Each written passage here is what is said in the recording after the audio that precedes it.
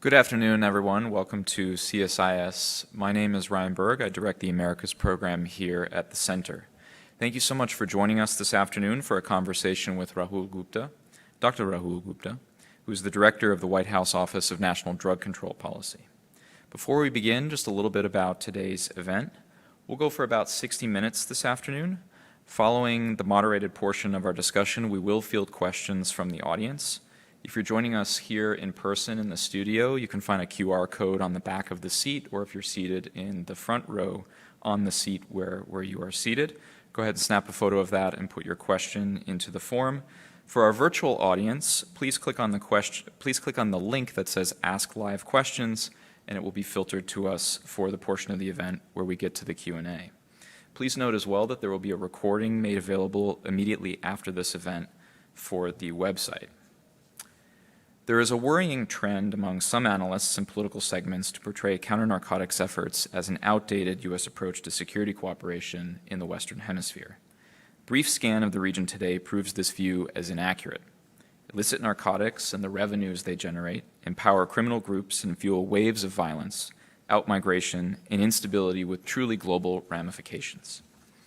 However, the continued challenge posed by illicit narcotics has been confronted in a multitude of ways.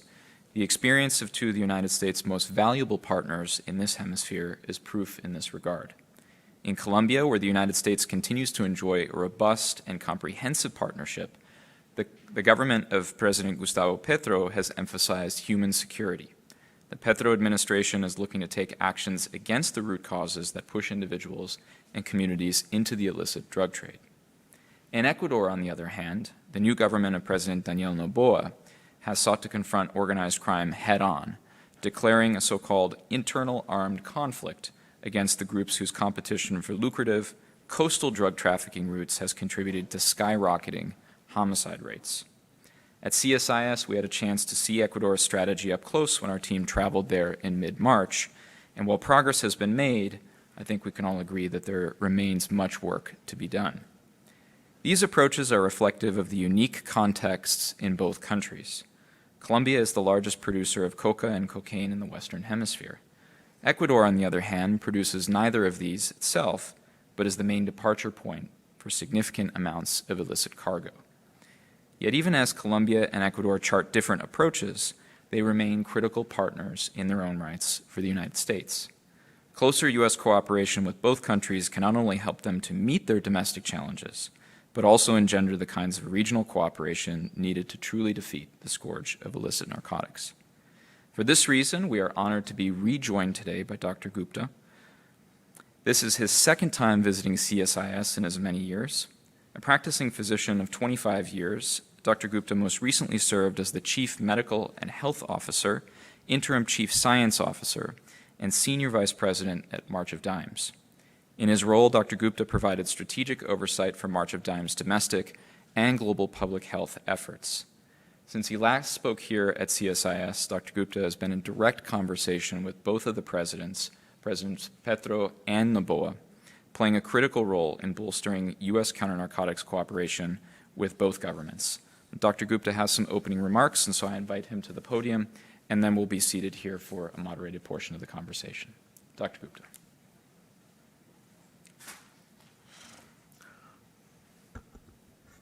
Thank you, Ryan, and thanks to everyone being here as well as online. It is always a pleasure to be back at CSIS, and I really appreciate all of the folks here that do everything to help as U.S. government and our agencies navigate through the complex problems that we face in the world around us. Your work is absolutely critical to all of what we do, and really appreciate all the work. As Ryan mentioned, I want to speak briefly today about Colombia and Ecuador. Not only what I see specifically in those two countries, but also what it tells us about the larger problem of drug trafficking and its associated criminality. And I look forward after that to your questions and what I hope will be a robust conversation. Now, as mentioned, I've had the pleasure of visiting both countries just a couple of months ago, almost back to back. and I met with Presidents Noboa and Petro, along with their cabinet and a number of senior staffs, and got to see the country as well. I want to mention that primarily I was struck by three things during my visit there that not only tell us a lot about Colombia and Ecuador, or even the region itself, but also about the entire business of drug manufacturing and trafficking as a whole. And I often say, we are in the midst of a transition where the era of highly potent synthetic drugs has clearly begun, and that appears to be our future. But the era of the very same plant-based drugs like cocaine that have vexed us for decades is clearly.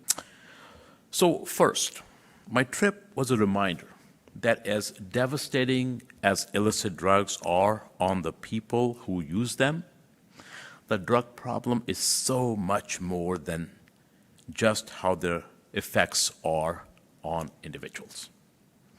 And this is quite a thing for a physician like myself to say, because I've been in the business of helping people deal with harmful effects of drugs my entire career. But in both Ecuador and Colombia, I was really struck by how the vast influence of drug trade is beyond just the people who use them. Now, both the countries are prime examples of how drug trafficking drives state and regional instability, fuels corruption, and competes with government to be the principal influencer over daily lives and work of the people, all of which are prime contributors to the internal population displacement and migration. Now, drug traffickers prey on the young and the most vulnerable, not only in their own societies to facilitate their criminal behaviors, but also those suffering from addiction who have little choice but to buy the traffickers' products and contribute to their obscene wealth. So drug production harms the environment, leads to deforestation in places such as Colombia, and the production of drugs themselves, as well as the improper storage of precursor chemicals, contaminates the soil, the aquifers, the waterways. Now, additionally, for many years, drug trafficking has proven to be a reliable source of funding for terrorism, violent extremist activities, and a host of other transnational criminal behaviors, some of which can manifest themselves as direct threats to the United States. Now, beyond this, drug traffickers exploit the legitimate financial institutions and processes to launder and move money, threatening the integrity of the very international financial systems we all rely on for our national security and economic prosperity. So, as we see in Colombia and Ecuador and throughout Latin America, illicit drugs threaten not only the health and well-being of individuals, but actually the security, the stability, and prosperity of countries and the region as a whole. Second, we often talk about what motivates drug traffickers, and that's clearly the profits. It's the only reason to get into that unhappy and dangerous business, and it is what drives their need for expanded markets and a wider customer base. But motivation is different than need. And in the case of drug traffickers, particularly those in Ecuador and Colombia, there is a compelling need for geographic space and freedom to operate that truly drives the violent behavior. For example, in Ecuador, it's the prisons where they have been able to recruit cartel members and run their businesses. It's the ports where drug traffickers need unfettered access to get their cocaine onto ships and move their drugs out of the country bound for global markets where they will eventually be compensated for their work. In Colombia, it's land to grow coca and land for cocaine processing facilities. And while it appears that the armed groups that the Colombian government is engaging with as part of President Petro's total peace plan are willing to concede on some issues, the same doesn't apply when it comes to the land they need to grow their illicit crops. And that's really the third rail for them, and they leave no room for compromise. You know, basic physics tells us that two objects cannot occupy the same space at the same time in one dimension. And in Colombia, drug producers and traffickers have decided that it's them, not the government, who will occupy the space that they need to cultivate their crops and make their cocaine. In the hierarchy of needs for drug traffickers, physical space, unbothered by government interference, is at the very top of the list. And drug producers and traffickers use brute force and intimidation to secure the freedom of movement they need to pursue their criminal activities. And third and finally, there really are two general philosophies about the most effective means to confront the problem of widespread drug trafficking and its associated criminalities. I'll provide you examples. One is by addressing the root causes of why individuals enter the world of drug trafficking in the first place, increasing access to education, raising awareness of the consequences of engaging in crime, providing better economic opportunities, and alternative development for growers of illicit crops. These are all standard elements of what one would call an indirect approach. Address the root causes, and you take the oxygen out of the business model. This is essentially the approach that President Petro is taking in Colombia through rural economic development, a crop substitution program that I got to see, addressing some of the underlying factors that have made Colombia the world's largest supplier of coca. And he's doing it with the full support of the United States. One of the highlights of my trip was taking part where Colombian officials delivered 83 land titles, including 51 titles for former coca growers at a USAID-sponsored event in Caceres. Formalizing land rights for individuals is a critical first step in improving the conditions for rural households and building land governance in Colombia, both of which are essential building blocks for establishing enduring peace. Now, in Ecuador, it is clear that President Noboa is taking a different path, often because not of his choosing. Rather than taking an indirect approach, he's going to the very heart of Ecuador's security problem and attacking the drug traffickers head-on. His state of exception and his declaration that Ecuador is engaged in an internal armed conflict allows him to leverage the full weight of Ecuador's police and military capability to win in the prisons, at the ports, and on Ecuador's streets. And by labeling drug traffickers as terrorists and declaring them and their activities as a threat to the very security of the nation, he has staked Ecuador's future on defeating the physical threat that they pose.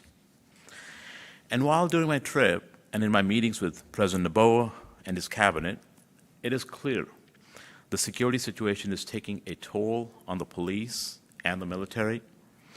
It appears that his approach is largely popular with the Ecuadorian people, as evidenced by his recent referendum, where 9 of his 11 initiatives passed. And the 9 that passed all addressed security. The remaining 2, addressing economic reform, were unsuccessful. As is the case with Colombia, President Noboa has the full support of the United States, with close to $100 million in aid, equipment, and technical expertise provided just this year alone. So both countries are facing the same problem, the very real threat posed by drug trafficking and the violent organizations who sustain their livelihood by exploiting the land and the people. But we're seeing 2 very different approaches for the same problem.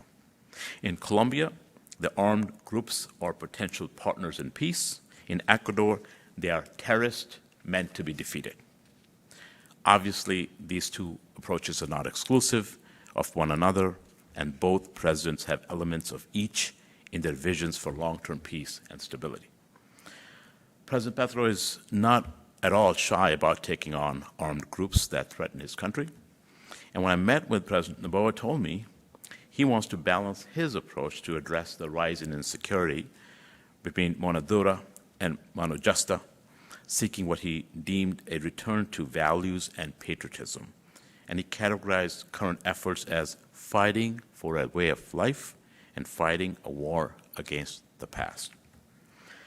And I'm certainly not saying one approach is more appropriate than the other or is destined for eventual success. Because at this moment, we have no idea what Colombia or Ecuador will look like in 5 years or even 5 months from now. That chapter is yet to be written. However, we can say for certain that the illicit drugs and those who traffic them have scarred both countries in significant ways, presented both presidents with seemingly intractable problems in the near and long terms, and altered the trajectories of both countries, and indeed the region as they move into the future. And while this is the burden of those presidents carry, their long-term successes should be important to all of us who wish for a brighter future for Latin America, built upon the foundation of justice, freedom, and peace. So I deeply appreciate to be here with you all today, and I look forward to taking questions and having a great conversations. Thank you.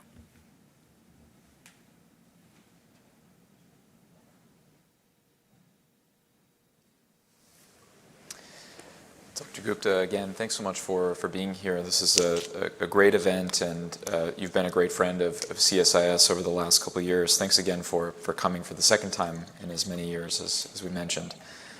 I'm sure you heard a lot of similar things that we did when we were in Ecuador, and in particular there was a comment that kept coming up time and time again, and it was explicitly linking Colombia's experience to potentially what Ecuador might experience. And a lot of those who had experience with what Colombia went through in the 90s and the 2000s, Plan Colombia and the fight against the guerrillas there, Colombia is your mirror. You risk going through what we did if you don't get a handle on this. I'm sure you heard very similar things when you were there. What do you think is the biggest lesson from Colombia that Ecuador can take away, given that it has experienced moments that could potentially look like what Ecuador might experience? Well, thank you, Ryan, for having us, and it's always a pleasure to be here at CSIS. The work, as I mentioned, is critical. I think the most important lesson to learn out of this is that while the violence is face forward and upfront, there's a lot more that goes beneath that violence. It's actual people, actual lives, and there's a lot of collateral damage that could pretty much be imposed, and it can have transgenerational impact. I heard when speaking with President Noboa a lot of a comprehension of that approach, that understanding. He often used terms that this is about not me, but my children and grandchildren, and the values, protecting the values is very important. So I think while obviously violence has to be addressed, but I think with a view to learn from other countries like Colombia what has happened and ensure that it's the ultimate, the people. It's also an important piece, that a part of the understanding that for Ecuador, their baby boomer population really was born around 2000, 2002. Sure. All of those young adults now today are in an age group where they need to have some version of economic opportunity. Otherwise, that is lost as an opportunity for them. I find it easier when I think about Ecuador and Colombia and the two approaches that they're taking to find the divergences, but you also seem to think that there are some areas of convergence and overlap as well. So where do you think those might be? Well, in so many ways, obviously we know that this is a challenge that does not care for geographic boundaries. It is one that is driven by profits. I think some of those convergences is taking a approach that, as I mentioned, indirect, looking at the root causes while addressing what must be done immediately. So I think it's still going to be important to address the economy and the opportunities that come with that, making sure that there is peace and a compassion to approach, and at the same time listening to people and their needs and providing safety and security to populations. All of those aspects are very overlapping between the two countries, and I believe that drive both of the administrations. Something that's often overlooked in these conversations about counter-narcotics is the importance of control over strategic territory, and you mentioned it a bit in your opening remarks. In Ecuador, we've seen how criminal groups vie for control of mostly ports, but also coastal areas in the country, from which a lot of drug ships, of course, disembark for either the United States or for Europe. While in Colombia, armed groups seem to seek to keep the state away from some of the coca and cocaine-producing regions. How are you and ONDCP working to help governments establish control over areas where organized crime has become so deeply entrenched? Well, let me start with Ecuador. One of the things that we reviewed, our team saw, is the importance of exactly that maintaining the economy by ensuring that there's enough and adequate port security, technology is being implemented. We went to this port that is actually controlled by the Dole company. So they've actually taken the entire supply chain command all the way from production of farmers to transport and obviously the shipment outside. And they're deploying technology. They're deploying all aspects of both technological and human sort of aspect to make sure that they are secure. It's going to have to be more of that, and we discussed how much more technical assistance can the United States provide. Certainly CBP and our other expertise is there and available, and we're looking for that today. Beyond the ports, it's also going to be important to ensure that if companies look at that as a threat, they're likely to leave. That's a big problem that Ecuador is facing and can face more in the future. So it's important to have that sense of security. On the Colombian side, it's going to be important to understand that events like land titling allow people to have control over their destiny or their future. So as I spoke of, one of the persons that I gave a land title to was a mother of 4 children that received that title. Not only was she in tears, but I had lunch with her. And when I asked her, what are you going to do with this? She said, this is not for me, this is for my children. And I'm going to grow crops on this, and I'm going to do all this great work with it. But the impact and the feel of owning land across future generation is something that the Colombian people take it very seriously. And I think it's those type of rural development programs. I also think we have to look at, in Colombia, what's next. For example, illegal gold mining, as opposed to coca, which is an illicit crop. Gold is one that is not only illicit, but has a lot of demand across the world. Yeah. So this is an opportunity, as I mentioned to President Petro, to develop a formal systems of mining. Otherwise, the miners that are there, the artisan miners, oftentimes are subjected to conditions and have to be part of that illegal gold mining. So there are these opportunities that are already there for both countries to ensure both a safe and secure environment, but also promote business.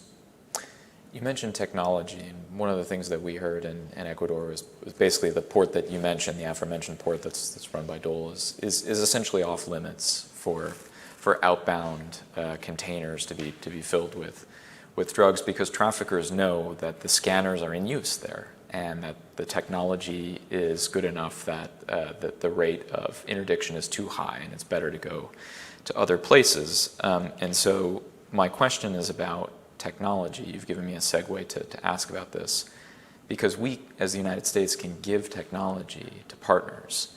But what we heard in Ecuador is sometimes they're not trained on how to use them. Sometimes they take a long time to implement the actual use of the technology. Sometimes the technology isn't ready when it comes. So how is ONDCP working to help ensure that U.S. material assistance is paired with the right training and policy measures, that there's not that lag time between the donation or the assistance and the actual use and effective implementation? Right. I think you bring up a very important, good point, which is we see the same thing in the United States itself. When we visit, our southern border, sometimes the scanners are working and other times they're not. And it's the maintenance contracts and it's long delays and all of that. Obviously, our foreign partners are subject to some of the same limitations. So it's really important to figure out what works. For example, in this case, I saw where they had cameras and sensors in even the trucks that were loading up the fruit from crops from farmers and delivering. They would know when they were sort of interrupted in between and all of that. So I think there's a level of technology that could be not highly sophisticated yet be implementable and make happen. We ought to be thinking about that and investing into that when we talk to our partners, because what they're needing is what will work for them. Sometimes the power source they may not have to work on battery otherwise. So a lot of this technical assistance has to be customized, as we're working on currently, to the needs of people over there. And that's not a undoable thing. It's just one to be mindful of, that the needs there. As we mentioned, the ports, it's going to be really important to have those scanners, have those, as we saw, handheld scanners that then go over all of the fruits and check for them as well. Those things are relatively becoming more available, less expensive than they used to be. And I think we cannot afford to not have technological solutions to ensuring integrity in the supply routes of basically commerce. Let's take a step back and talk about port security generally, which is a challenge across the region, but I think especially in Ecuador, we've seen so much outbound container traffic, filled with cocaine. What is ONDCP doing to support port security? What is your role in all of that? Tell us some of your thinking about Absolutely. We think port security is a really important piece, especially in countries like Ecuador. When we met with President Noboa, he had us meet in Guayaquil, and he described that as a war zone at the time. Clearly, we could see that when we traveled to the port to do our tour, how it is really important for government to be able to take over the security side of this at the port. So that's first and foremost and real critical. But what also Ecuador has interesting in its ports, like Guayaquil, is this a narrow sort of several kilometers of track in the sort of waterways to get to the sea. And that also allows itself opportunities to infiltrate. So the solutions have to be customized to these specific problems to do that. But what we're doing is we're really bringing the expertise of our partners in Customs Border Protection. We have in our one of our leaders who comes from the international side of CBP, and we're working with them to understand what is needed and then provide that technical assistance, equipment, training, and other aspects, so they can have that port security, which is oftentimes the sort of nerve center of the economic engine of Ecuador or countries like Ecuador.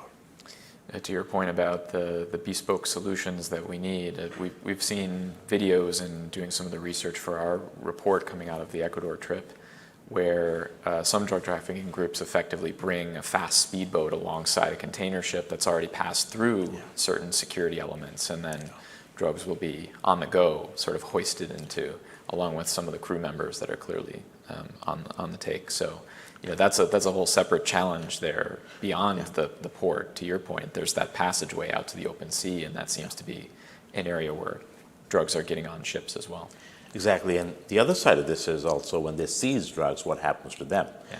So we went in Quito to see a process that they have actually self-engineered through just private enterprise, where they mix it with earth and some of the other materials to destroy the cocaine very quickly, much faster than the traditional incineration process.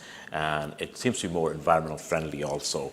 So it's those developments, innovation, and research that's going to need us, both from a port security technology standpoint, but also destruction of the material that is seized, because the leak and release of those as well, or delay in destroying it, is also a problem. Certainly much better than having it sitting in a warehouse where it could potentially be stolen back. Let's talk about the Europeans for a second, since we're talking about ports, and as we've mentioned, most of that commercial shipping is heading out over the Pacific and then eventually through the Panama Canal and on its way to Europe. We saw in the last 4 or 5 months mayors of significant port cities in Europe make visits to Ecuador, say that they want to be better partners of Ecuador. I think the mayors of Antwerp and Hamburg and Rotterdam were all there, I think others as well. What is the state of cooperation between ONDCP and the Europeans? And in your opinion, what is the role of the Europeans in this situation? Well, let me first start by saying that there is no way where a single agency, single country, or a single region can even address this problem. We all have to join our efforts and offer up resources. We're seeing that happen more and more. So when we were in Vienna a couple of months ago for the Commission on Narcotics Drugs, we were able to have a number of bilateral meetings with our European partners. And this came up just literally at every meeting. And the importance of not only working collectively to use both the assets that are from the United States, but also locally available as assistance to Ecuador and Colombia, train the trainer approach, but also then use the European assets as well to make sure that we're not only interdicting, but also addressing that piece. Now, it's true that violence is spreading, not only the ports across Latin America, but also in Europe. And it's a different type of violence. It's one that's driven through these profits and these drugs and drug trafficking. Europe has often not seen that level and type of violence. And of course, we know that the yield of cocaine has increased just in the recent most years.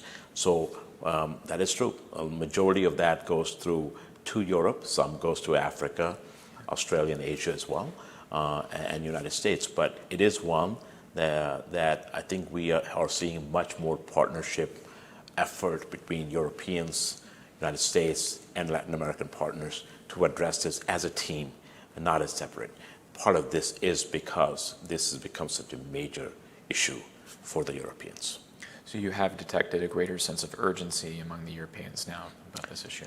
Absolutely, absolutely. Last couple of years, I think that has really become more, and they're willing to now even not only visit Ecuador and others, and mayors have, as you said, done that, but also think about how do we share resources, both intelligence, operational, but also assets in a way that we can work complementary to each other to address this issue. And it is a sense of urgency that we hear from them often more now than we did just a few years ago.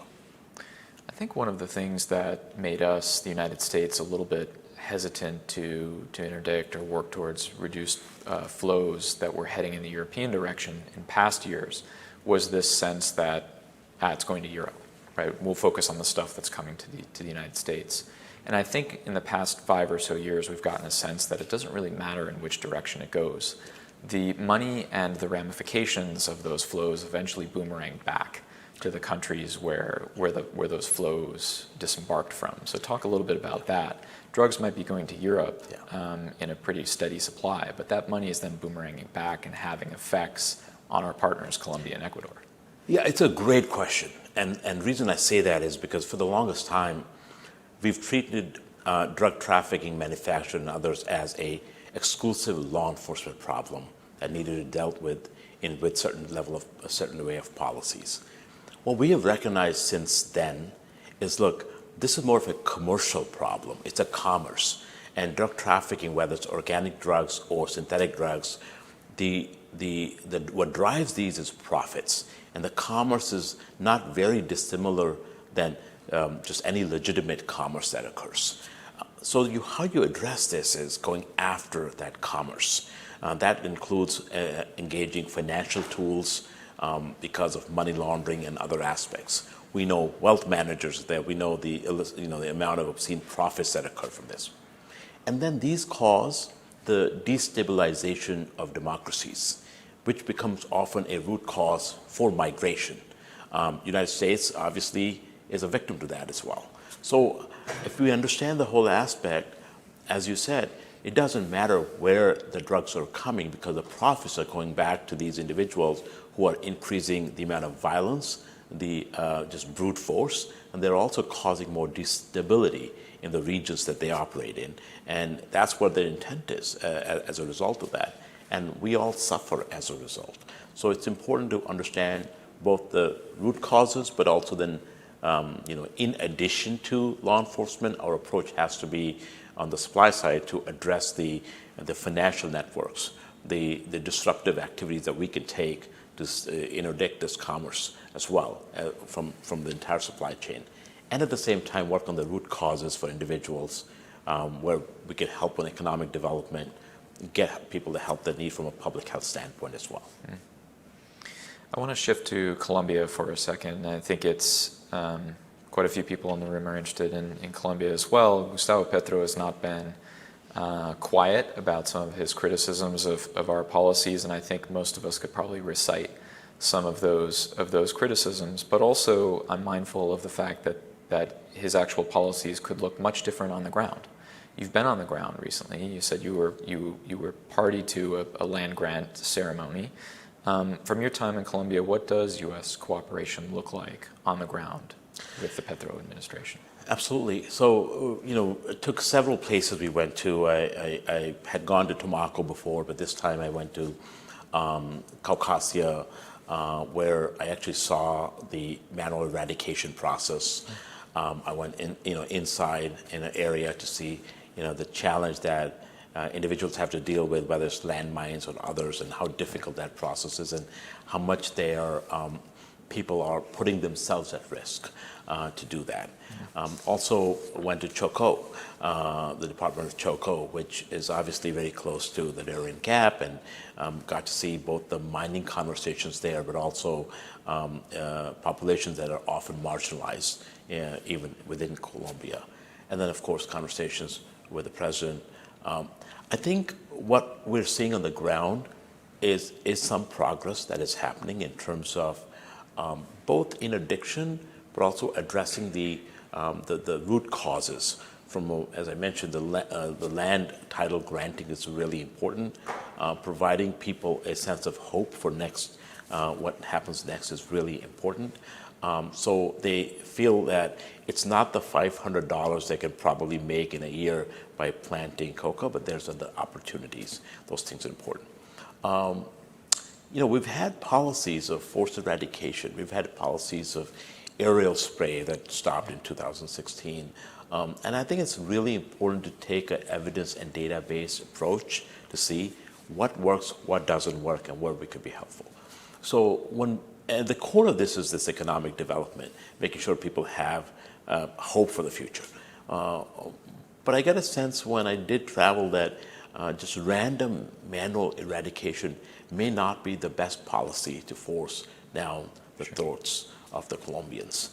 It may be that we want to protect the national forests more and make sure that those are not endangering not only the deforestation piece and others.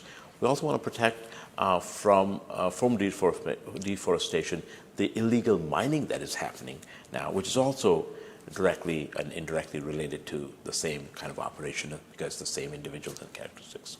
So our conversation were a lot focused on how do you help develop the economy and move forward so that people feel that there's hope in the future of that. We do have a lot of cooperation. I mean, our greatest strength is a 200-year relationship with the country, and when I went to Chocó, there were more than a dozen scholars and others who had been trained in the United States that spoke up, and others. So I got to see this very close and personal, in the deepest part of Colombia, the relationship between the two countries and admirations for each other. But at the same time, of course, we have the greatest challenges dealing with the production and trafficking of coca, one that does not benefit the country, neither the world. So much of the conversation often focuses on the partnership between the United States and countries in the region. And that makes good sense because we, of course, provide much of the demand. Countries in the region provide much of the supply. But it's also our opinion here at CSIS that it's going to take intra-regional cooperation as well. What is your sense of that? Have we managed to achieve a good amount of intra-regional cooperation, or do we need to see more of that? I think it's taking some steps, and it's work in progress. I do think, though, there have been efforts by the leaders to bring themselves together to figure out how to solve this. We obviously monitor that. We like to see within that intra-regional group to look at how do you solve it and look at this as a regional problem or regional issue. It's going to be very important because I'm one of those people that believes that without the cooperation and understanding of the host country and the host region, you cannot sort of force solutions down. So we've been with that. This administration has really been focused on how do we work with each of the partners to address their needs, provide the assistance, but they help us drive the right policies for them at the same time, and be evidence-based and data-driven at the same time. So it is one that we hope that there's more success. We know that President Petro, for example, has been working on the Total Peace Plan. He's very much married to it, and there's we're monitoring that as well. Of course, in Ecuador, there's a very different challenge that is currently there, but the countries will have to figure out what's good for the region and how do they help move it forward, and we are obviously supporting both these countries and the region.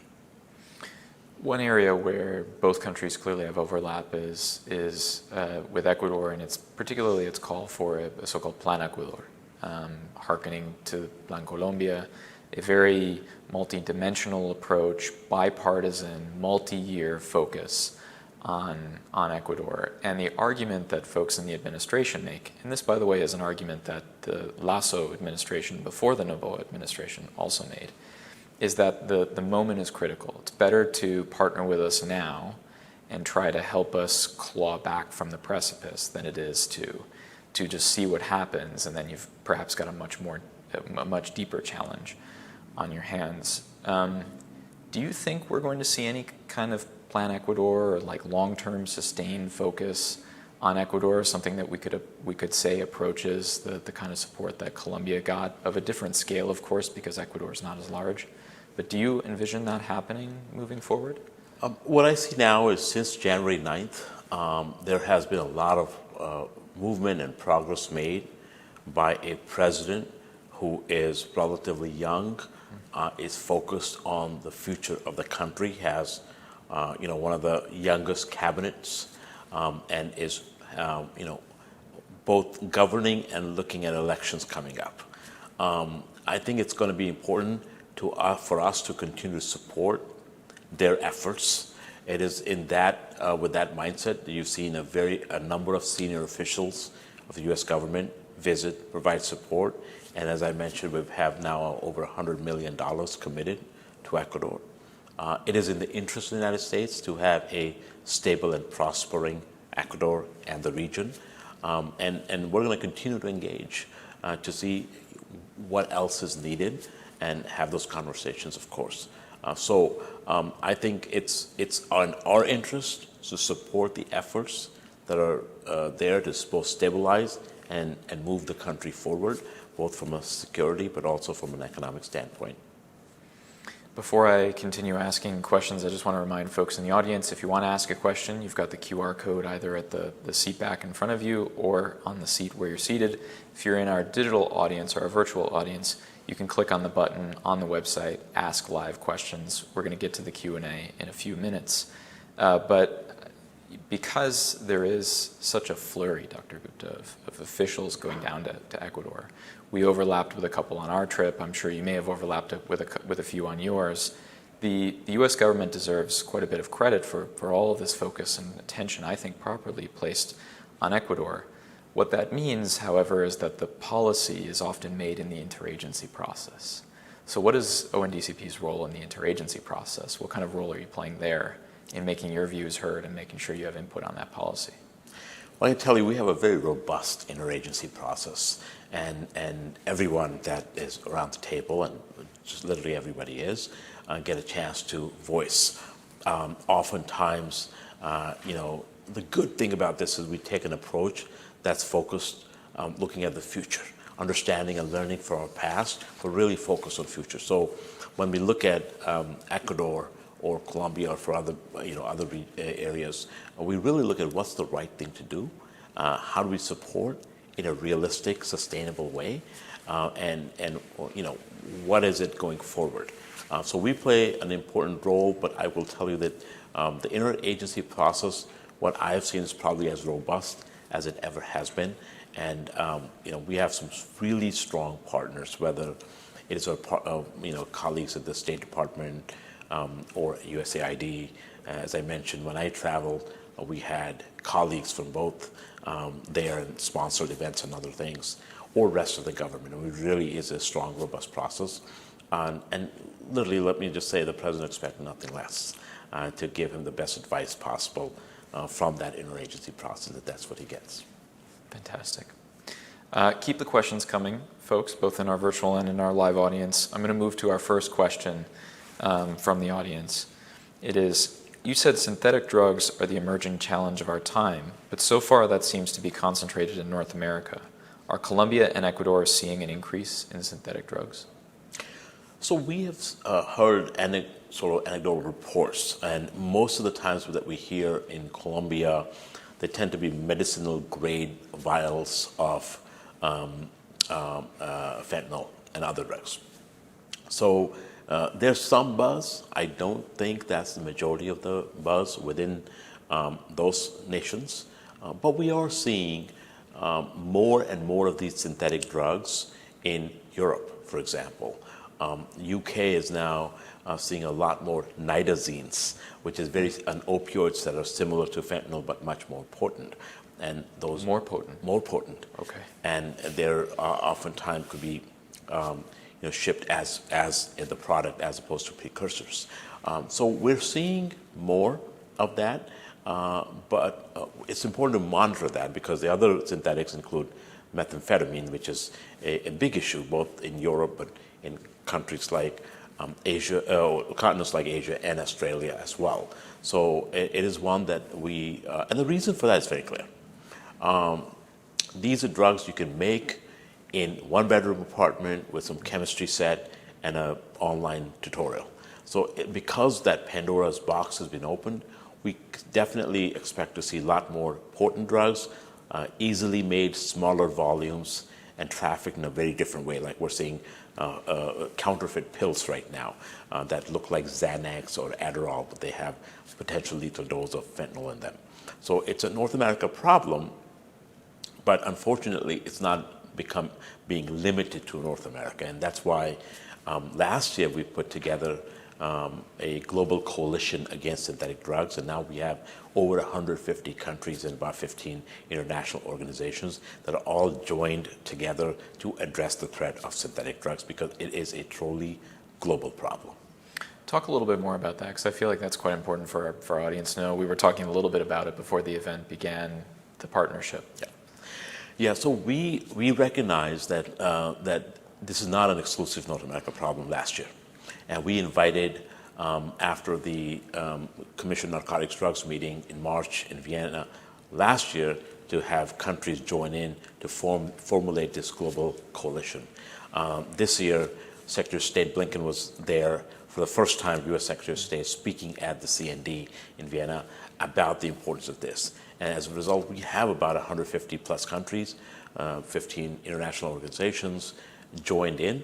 And we're doing basically simple things like this. First, we want to make sure that the testing is happening. Oftentimes, a nation could say, we don't have a problem, but you may not be looking for the problem.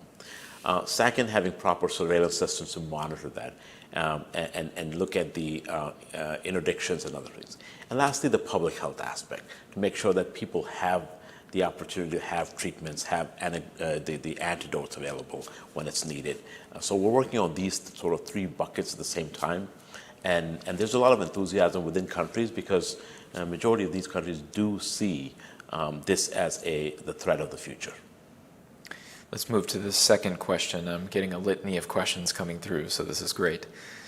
Given the differing strategies between Ecuador and Colombia, have you seen any friction between the two governments regarding direct versus indirect approaches to combat drug trafficking? I mean, I wouldn't characterize this as a friction, but I would say that these are two distinct overlapping approaches by two administrations who aim to reach the same point. And of course, none of these have been, for leaders, an issue of their making. So when we talked to President Noboa, he spent a lot of time discussing how this is what he's being dealt with, and he has to address it. And he's trying to move from the past to the future. I think in some ways, President Petro is trying to do the same thing. So while the approaches are distinct, overlapping, I do think there's some commonality in a weird kind of way, because they are trying to improve the lives of their citizens. They are trying to have hope instilled, and they are trying to make sure that their countries are secure and become prosperous overall. So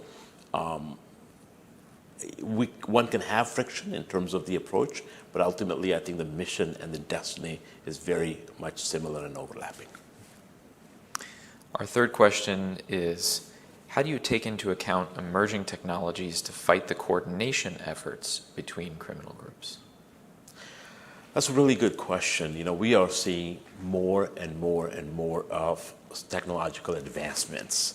When we were speaking a minute ago about why we need technology, part of the reason is because these adversaries have so advanced technologies with GPS tracking, with understanding. I mean, we went to this, we got to see a very long, partially submersible submarine that was captured, that you could transport, 20 plus tons of cocaine in it.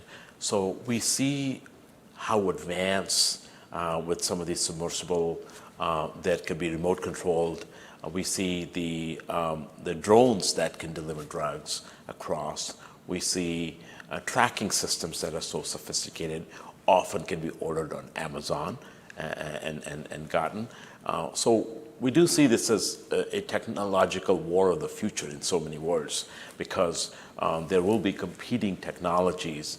And I think as governments have to make sure, along with the private sector, because there's a role of the private sector here too, that we are staying ahead in both detecting the infiltration into the supply chain.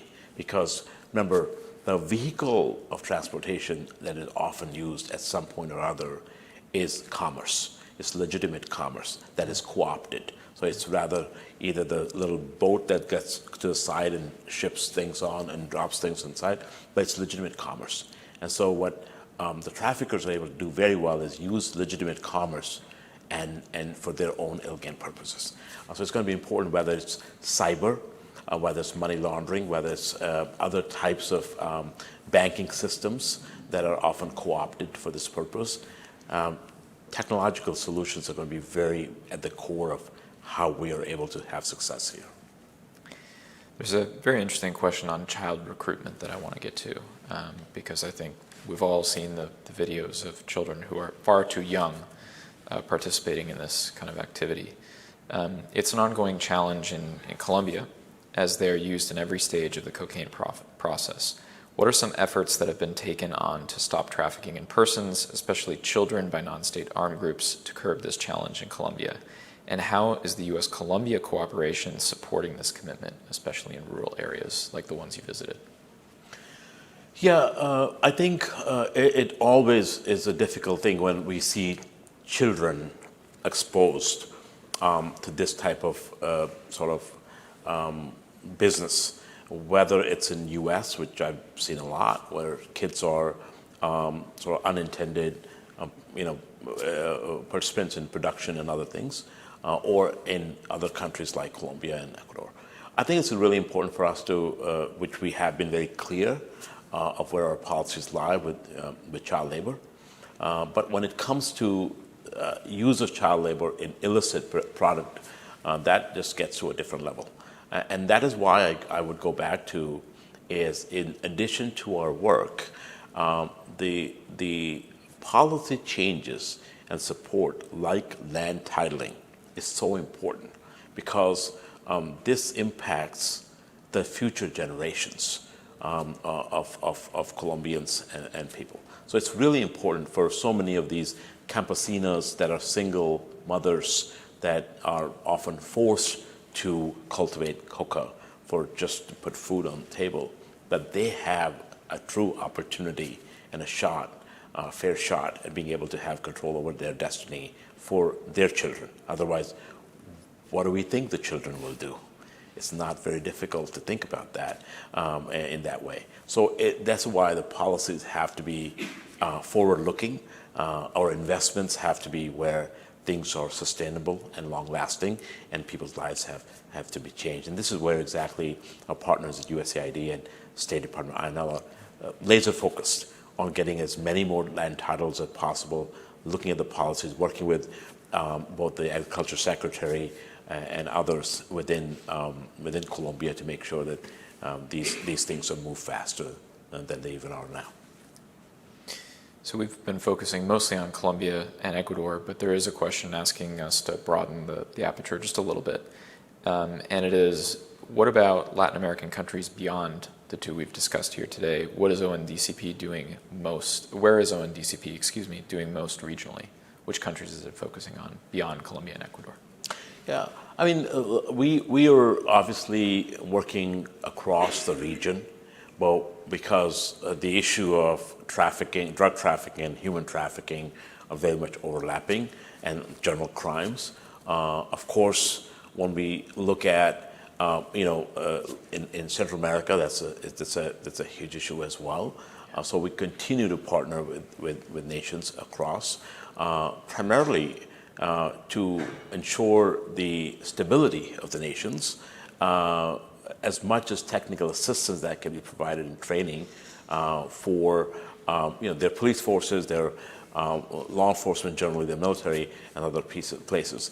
We do have some successes. For instance, the Colombian Navy has been able to do a lot of the trainer of other nations' militaries and navies. So that way, our sort of equipment and their expertise gets utilized to force multiply the benefits, where it doesn't become one-to-one country, but it becomes, for example, the Colombian Navy helping to train so many other partners in the region as well. And then obviously the equipment needs there that come after that. So. I have a very interesting question here from one of our colleagues at the National Defense University. It says, with an MBA and a background in economics and finance, how viable is a security tax policy in Ecuador, similar to the one adopted by Colombia during the Uribe administration, which was a one-time security tax on the wealthiest citizens' liquid assets? These funds were used to build up police capabilities and were monitored in real time by a special committee of private sector leaders. That's a pretty meaty question. Yeah. Let me shift a little bit from that to what I think is what I understand the country needs. So in our conversations, you wouldn't think this, but one of the biggest problems right now in Colombia, in Ecuador, is that the prosecutors are afraid for their life. And part of that's, they're ready to do their job. There's only like 100-something on this issue. But they're looking for a simple thing like life insurance. They're looking to see, hey, can we make sure that our families are taken care of when we're no longer there, if that happens? What seems to be the case where the military and the police force have life insurance policies, prosecutors don't. So I'll just say this, that there is a need, these niche needs that will help us move, get more security and safety for citizens in these examples, and that's an important piece. So whether it's the tax policy changes that lead to funding mechanisms that create support systems like life policies or others, it's going to be really important to think about those sources of income that will get there. Of course, I spoke about how two of the referendums did not pass for President Noboa, and they had to do with some of the economic measures. So it's going to be an evolution. I mean, he is a very popular president, obviously, and I'm sure he's looking to ensure his popularity make sure that there are revenue sources, and then put them to good policies in place. So this will be the last question from the audience. Former Brazilian President Fernando Henrique Cardoso and The Economist magazine have both called to regulate cocaine consumption. Given the risk that synthetic opioids now pose and limited resources to tackle even this, would it make sense to move in this direction?